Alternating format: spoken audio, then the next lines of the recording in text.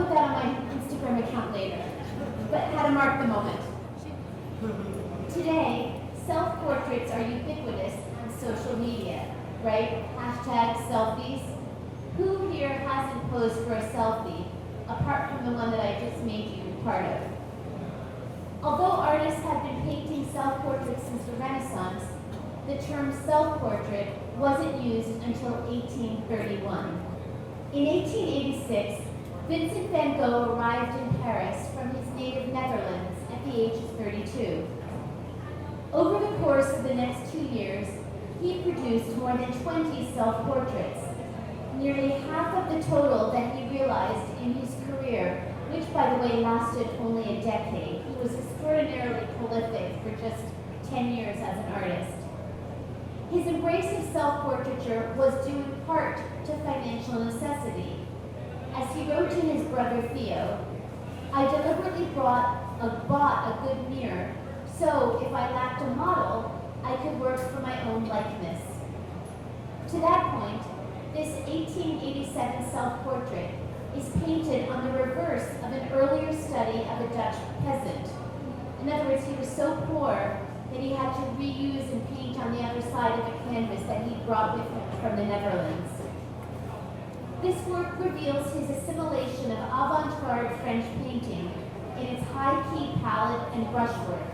So he was looking at both the Impressionists and, you can see in a bit of the handling here, the influence of the pointillist technique of the Neo-Impressionists. He was like a sponge when he got to France, just absorbing what he was seeing happening around him. In this self-portrait, painted in early 1888, we see the artist at work before his easel. The composition echoes Rembrandt's celebrated 1660 self-portrait at the Louvre. Its careful execution and prominent signature and date, and that signature and date Van Gogh signed the back of the canvas along the stretcher. That attested the work's significance to the artist. Van Gogh's somber expression, which he likened to the face of death from a contemporary novel, counters his vibrant palette of unmixed colors. Soon after he painted this work, he departed for Arles in the south of France. In Arles, Van Gogh dreamed of what he called a studio of the South, which he wanted to share with a community of like-minded artists. In that spirit, he invited the artist Paul Gauguin to join him in his yellow house. 2 months after Gauguin arrived in October 1888, he left Arles. Things had not gone well, and that's pretty much an understatement. On the eve of Gauguin's departure, Van Gogh cut off part of his ear and was hospitalized. Following his release in early January 1889, he painted a pair of self-portraits in which his bandaged ear figures prominently. This is in part due to the pose that he favored, head turned to his right as he looked in the mirror. These self-portraits, though, also read as a bit of damage control, assuring fellow artists back in Paris that he wasn't mad. Because when Gauguin got back to Paris, the rumor mill was at work, and he was telling everyone that Van Gogh was mentally unstable. So Van Gogh wanted to have artistic proof to the contrary. The Martyred Artist, a martyr to the cause of art, stands stoically before his easel and a Japanese print, which you can just see to the right, the latter symbolic of his aesthetic values. Later that year, Van Gogh voluntarily entered an asylum in Saint-Remy, but he banished any sign of his recent mental illness in this work. It is the first canvas that he made after yet another collapse. Van Gogh believed that only work, painting, could restore his health. To that point, he emphasized the tools of his trade.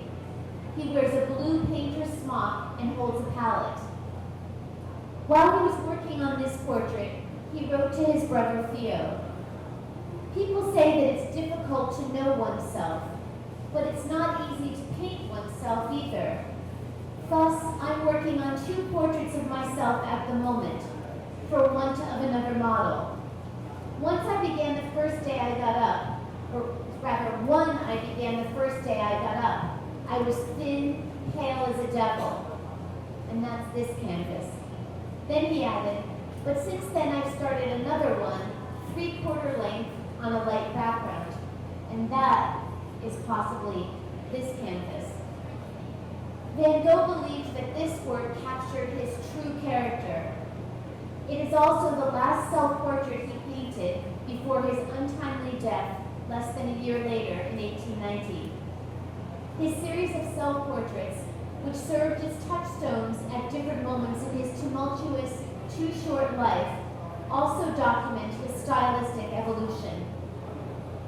I now want to turn to another serial self-portraitist who came of age as an artist in the 1960s. And now from Sargent's Madame X to an artist whose name is inextricably linked to the modern idea of celebrity. In the 1960s, Andy Warhol painted a series of celebrity portraits, all of which were based on pre-existing photographic images.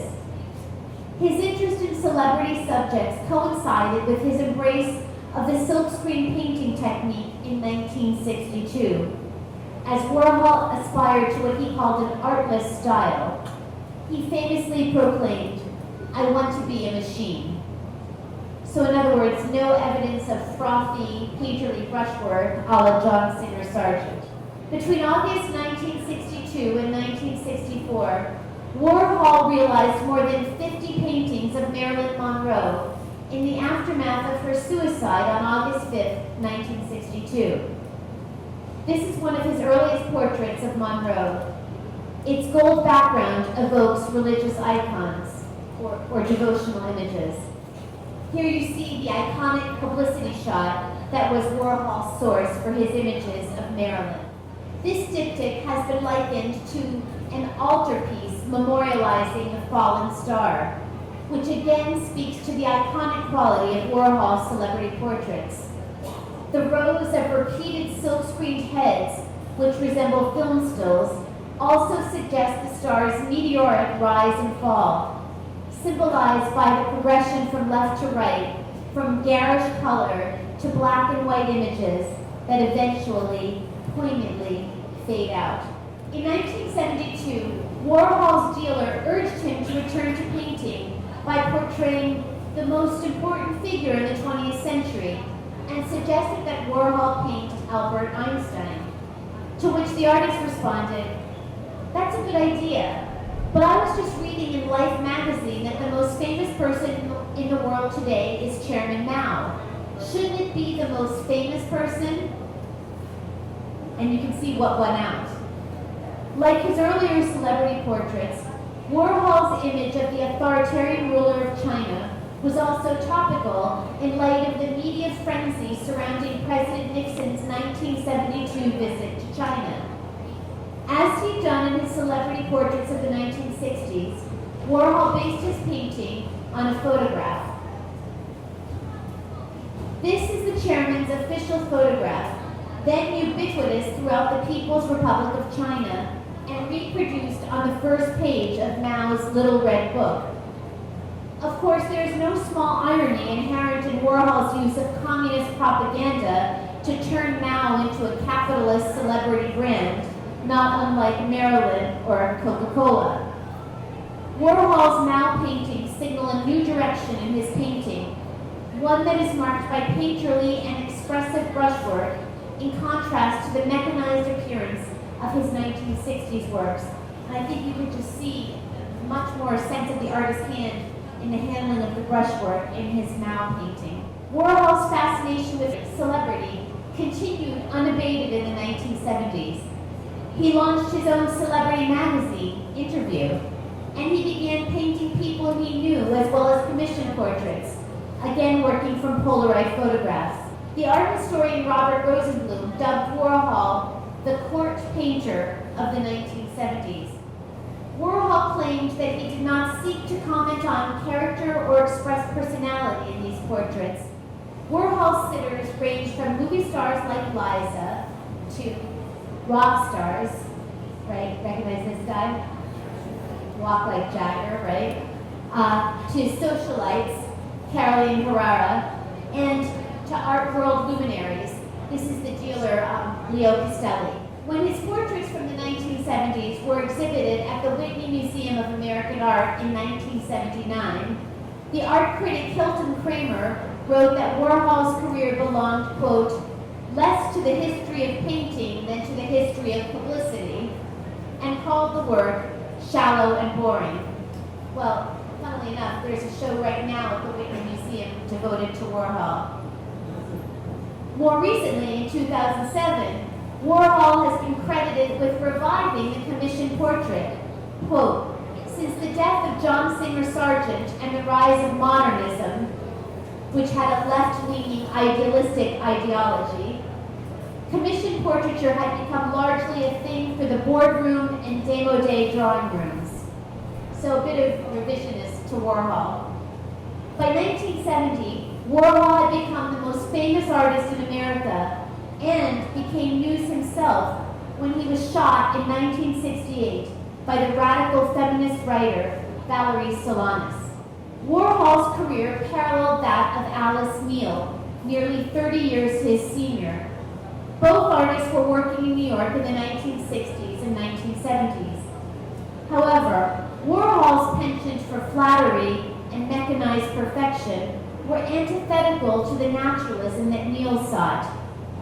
She said of Warhol, as a person, Andy is very nice.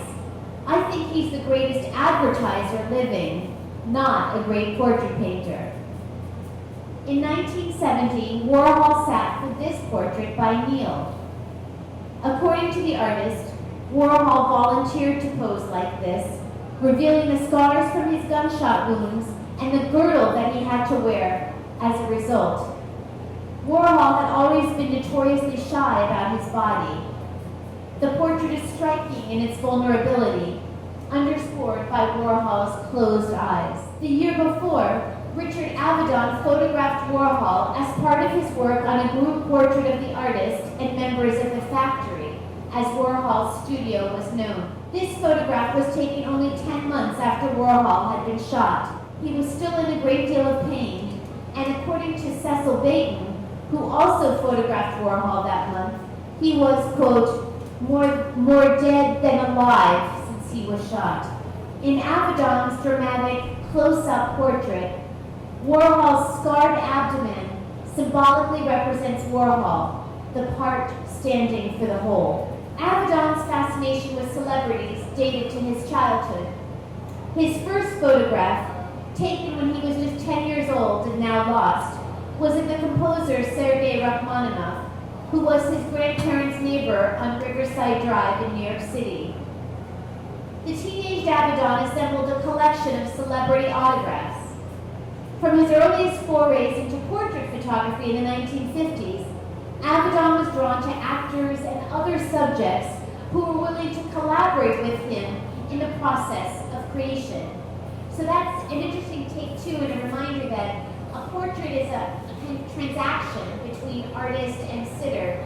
Each has a role to play in the realization of a portrait.